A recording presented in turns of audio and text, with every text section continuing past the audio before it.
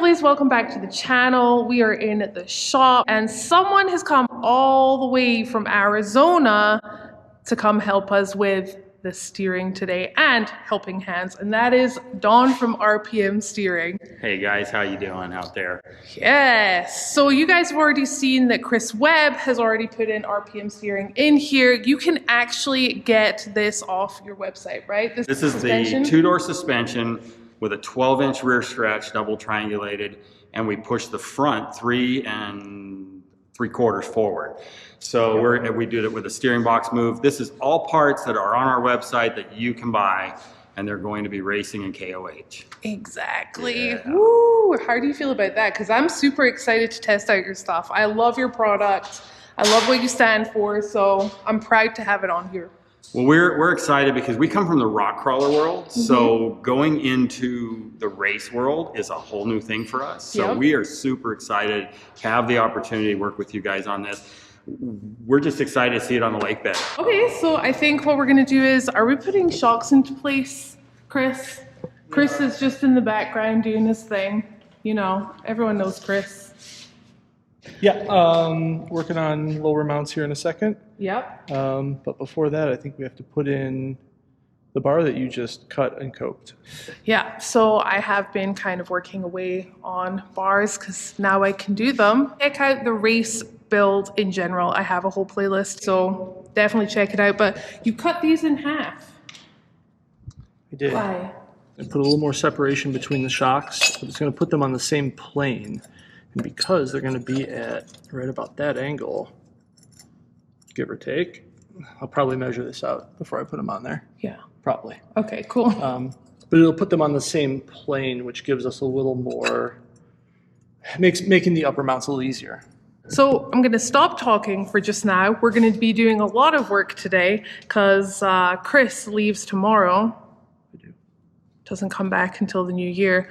So we have to do as much as possible today. Isn't that right? That's correct. Yeah. And I'm just happy that Dawn is here also because we definitely need the extra hands. I'll do my side first. Make sure you have enough string. That'll be plenty. I know they inspect the weld, but We're not going to x-ray it. Same? Yes. That's perfect. No, it's aiming perfect.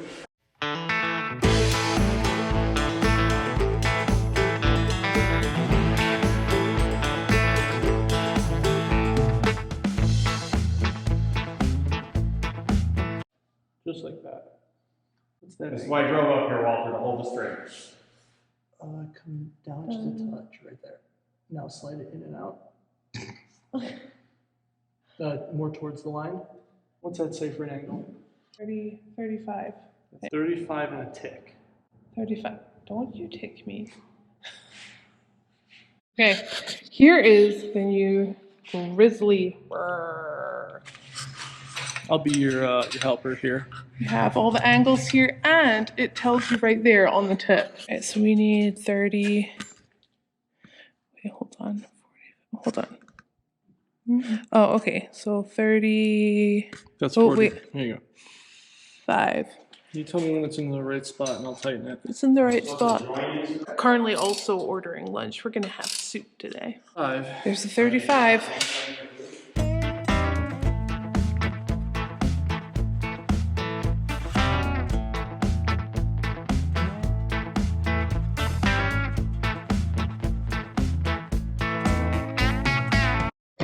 No, this is currently it's sitting at 40%, not 50. Right, he wants it at 7. 50, 50, 70. But it will never be 50 at this height because the front axle can't go 7 inches up. It can go 6 inches up because currently it's set at 6 inches. It's like 41%. The Jeep's gonna sit a little taller than it's sitting currently. Correct. Gotcha. All right. That's 60 right there. 62. Bring it up to 60. Measure it. Now we're talking tuna. All right, so that is 6.5, right? Yes, which means that I have half an inch to drop it down into a tab. This is where the front shock lives. This is important.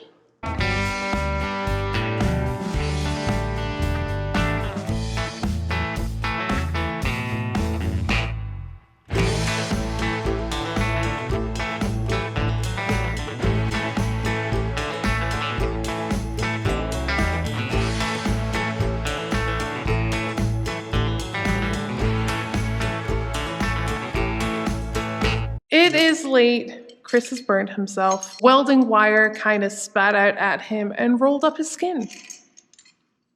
But he's still here with a smiling face.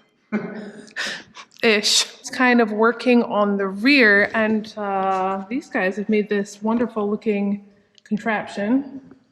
You want to explain what you've made, why, and kind of what we're doing back here in the rear? Yeah, we are going to build this. We're not going to build anything today. We need to cardboard it. And in order to cardboard template this, we need to know at this width, which is 1.5 inches, which is the width of our misalignment spacers, yes. We need to know how wide these are going to be on the tube, which obviously they're going to be 1.5 inches apart. Of course. But because it's round, we don't know necessarily where they're going to impact. So the easiest way is to set them up like this, make sure that they're at 90 degrees to the ground, and just draw a line up the side. And then as we're designing our suspension mounts from that, all we have to do is make a mark on the tube that doesn't change, and then we measure fore and aft of that. Then we can measure down from our, I'll call it the high water mark that we're going to use. Okay. And those will give us the place in space. And once we know where those 2 holes go, I mean, we could shape this thing any way you want. It could be a dragon if you want. No dragon. No dragon. Okay, we'll reconsider dragon later. We'll talk No about dragon.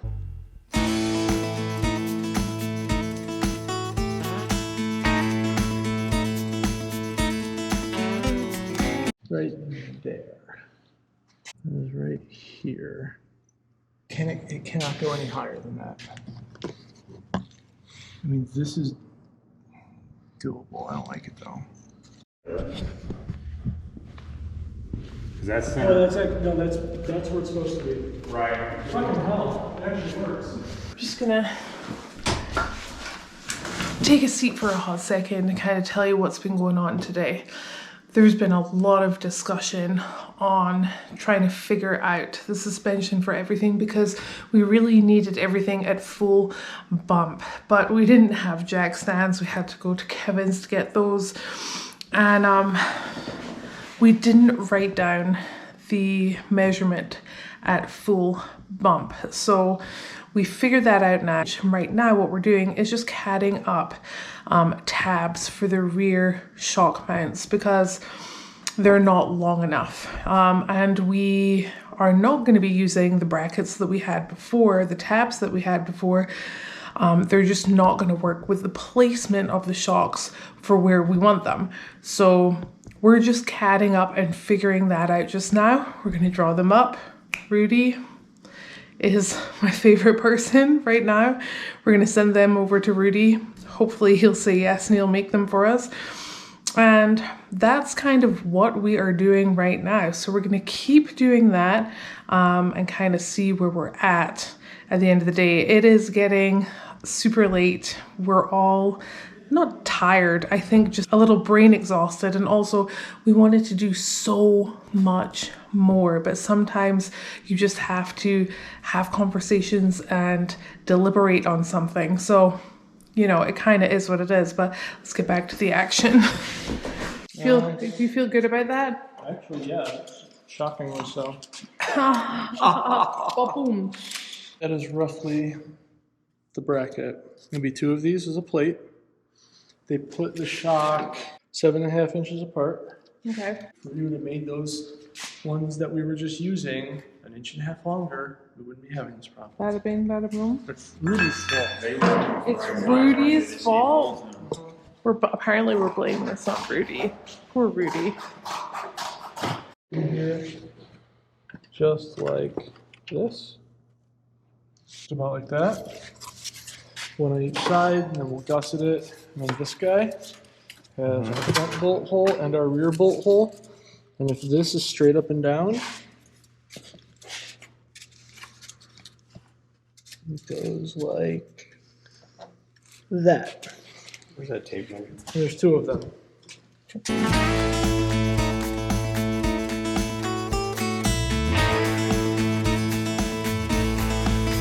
Okay, it is the next day, and yesterday was a lot of talking about what we're going to be doing with the suspension, really trying to figure it out, but we've come up with a plan. Don is going to take us through that plan. Hey guys, so I came up here to really kind of set the front end of this Jeep up in terms of track bar and steering, and then to kind of work with Chris and Kevin on some of the other parts to the suspension. What we've come up with on the steering side, we're going to move over here and I'll kind of just show you. We've got a double shear knuckle here from the Kingpin. We're going to bring in a double shear application down here. We're going to box all this in, TIG weld a double shear application in here so that we get our full throw. We can't be out here with our drag link because we won't get throw. So we got to get our full throw out of the steering that way. So we've solutioned that. The track bar is going to be a really tight application and we're going to slide a track bar right in under here, and we've got about a 1/16 of gap working with our pitman arm on the PSC XD box. So fortunately the pitman arm on the PSC box has a nice curve. We've got a little gap here, and at full stuff where we're sitting right now is the full stuff on this ride. We're going to be able to come right in between that with the bar, and we're going to have a clean track bar application. Nice. So, I'm excited. Are you excited? I am excited. This is a cool project. To see this Jeep in person is just so cool. Pictures and video that you see doesn't do it justice. It's awesome. We're excited to be working with you, Don, and ready for the front of that to get done. We're getting there. It's almost there. Almost there, kind of, in a weird way. But thank you so much for coming all of this way. Again, it's like the weekend before Christmas. Incredible. That's so nice of you. And definitely go check out the website. You want to? rpmsteering.com. Again, this is a kit that is on the site. One of the things that we want to talk about too is we are changing this kit just slightly. We're going to make one modification we determined here. Holly and I come from rock crawling backgrounds. Yeah. In a standard rig, you would want to have adjustable control arms on this rig. We have set everything into place and locked position at this point at full bump. We are now going to turn new aluminum, which will be right-hand thread, so that they lock together and we don't have any rotation out on the trail. Yeah, that was kind of a concern of Kevin's. He did point that out. Yeah. He said there's a lot of vibration that they're probably going to come loose. So Yeah. that's super cool. A little different than our rock crawling. Completely, like 3 miles an hour max to, Yeah. I don't know what we're going to be doing in this, but it's certainly not slow. So thank you so much again. Thank you guys for having us. We appreciate it. Thanks. Another face that's leaving today, this one. Oh gosh. So Chris is on his way out for the holidays to do like fun things now and kind of recharge his batteries from this build. Yesterday kind of took a toll on everyone just with, honestly, just trying to figure everything out. When you have a lot more people here, you have different points of views, and we all just kind of had a bit of a session yesterday, listening to one another and like coming up with solutions to things. But that's steering. The steering is now a-okay, ready to go. Very excited about that, so heck yeah. But I got a lot more to do here, so thank you so much for watching, and I'll see you tomorrow morning.